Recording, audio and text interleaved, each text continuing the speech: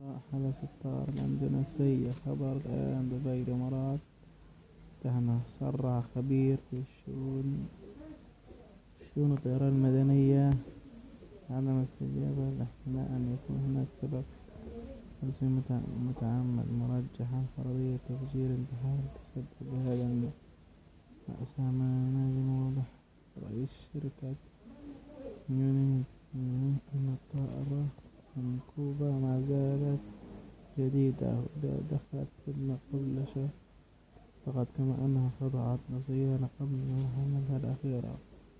والطيران أن يكون ضعف تدريب الطائر سبب في الكارثة. أضاف أنه أراد إعادة النظر في الطيران